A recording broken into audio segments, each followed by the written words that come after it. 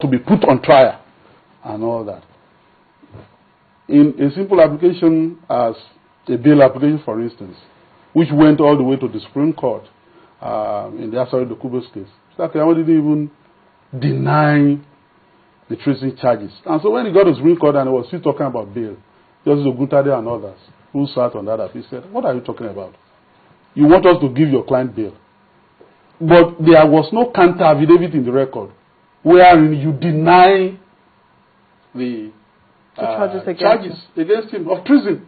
So how do you want us, as a reasonable appellate court, to now grant bail to somebody who has not denied that he's committed treason?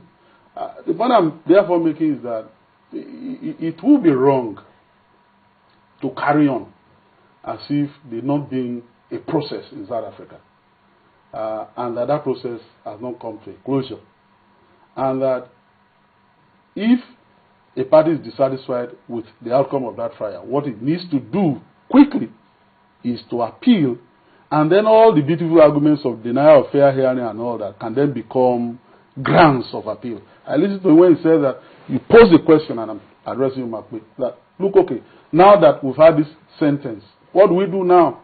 And he responded by saying that what we need to do is to campaign that he be granted amnesty. I would rather have thought that what needed to be done first, as a lawyer who is coordinating his defense, is to ensure that an appeal with competent and arguable grounds are filed, wherein the issue of denial of fair hearing will be raised in that kind of appeal. It is not correct to say that once somebody is denied fair hearing in a trial court, that's the end of the matter. The matter cannot be raised on appeal. It can be raised on appeal. Oh, he did As a matter of fact,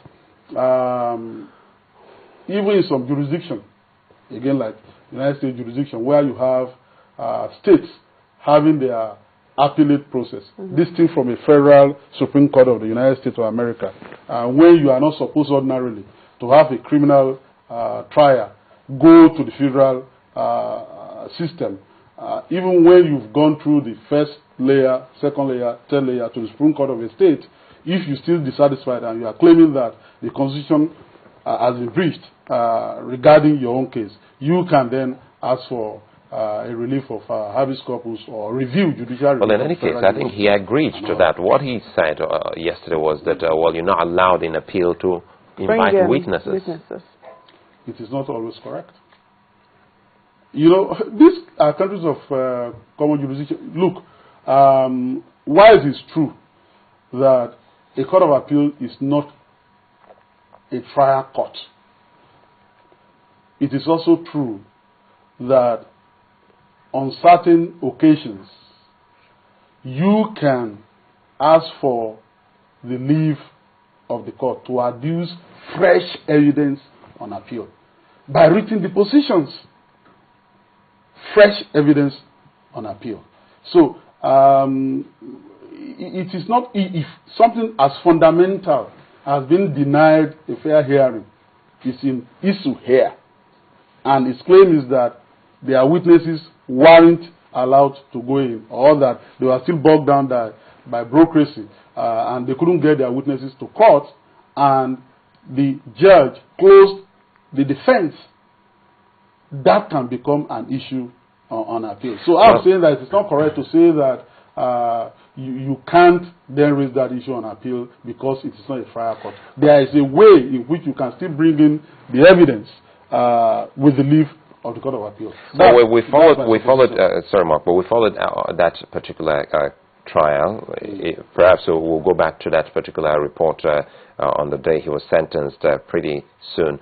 But the other argument here is that, well, some were saying that, well, he can't be tried for something that happened in Nigeria. You read, I think that everybody that is interested must have read the reports in the media. The South African judge, Lansing, justified the invocation of the jurisdiction of the South African court by saying that here is this criminal defendant, is a resident in South Africa, and from here we believe that he was coordinating things in Nigeria, and so he was linked to it, and this South African soil. So therefore, we have jurisdiction to try him.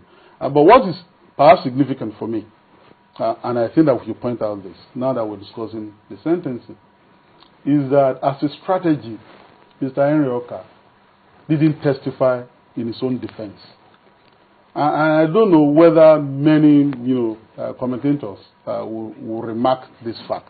He didn't testify in his own defense. And the judge remarked that he didn't testify in his own defense. He didn't deny in court. He didn't take the witness stand and say, I, Henry Okah, am not guilty. So he was relying on other witnesses. So if you are a criminal defendant and you are facing so grave a charge and you didn't testify in your own defense, so what's the strategy like?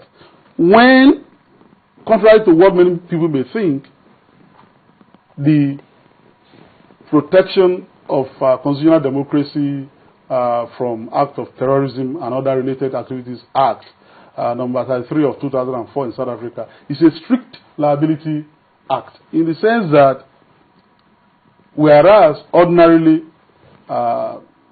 in a criminal trial, it is the state that is expected to prove your guilt and not otherwise. The wording of those provisions, badly worded in my view, if you ask me, are to the effect that you are the one to prove that you are not guilty. So it's a strict liability act. And so when you have such a strict liability act, the onus is on you, the criminal defendant, and you have to do everything to prove your innocence. That's what we read. It's a strict liability, and therefore the strategy that you will adopt when the state has to prove that you are guilty ought to be different from the strategy you will adopt when you're dealing with something like that and all that. But all the same, I'm saying that the appellate process is still there, and we expect that Henry Okah and his lawyers will exercise their right of appeal. Okay, let's refresh our minds, our memories on that, what happened on that day by going over to this report.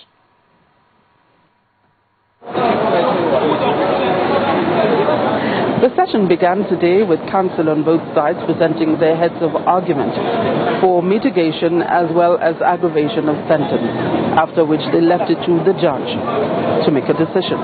There is absolutely nothing remotely before His Lordship, for Your Lordship to deviate away from the peremptory sentences as prescribed by the relevant legislation.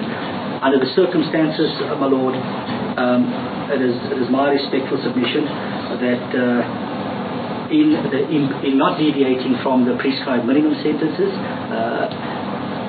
imposing such a sentence would not be disproportionate to the crime, would not be unjust, would not be disproportionate to the criminal, nor the needs of society, and it would not result in an injustice. As a result thereof, I respectfully submit that the following sentences be imposed to respect of counts 1, 2, 3, 4, 5, 6, 7, 8, and 13, life imprisonment. In respect of counts 9, 10, 11, and 12, a period of 15 years imprisonment. As I indicated before, I don't want to say Henry Okah is the same as Nelson Mandela. That was not the issue. The issue was that what had happened to Mr. Mandela, the fact that he had been imprisoned for life, did not solve any problem in this country, nor would sending Mr. Okah to jail for life solve any problem in Nigeria. That is the point that I made. My submission is still that if we look at all the facts, yes, it was gruesome that people died, but look at the motive, look at all the circumstances. Church Street bombing, how many people died? 19, if I'm not mistaken. It's a long time ago, I was in the army. But nobody had even been charged for that. So if we look at all the circumstances, as I set out in paragraph 8.5 of my answer, and Your Lordship take that into account, my submission is that there are substantial and compelling circumstances in this particular case. Thank you very much. In giving his sentence, Judge Nils Claassen noted that it would be wrong for the court to turn a blind eye to the agitation of the people of the Niger Delta from which this case has arisen. He also says there were indeed compelling circumstances warranting a deviation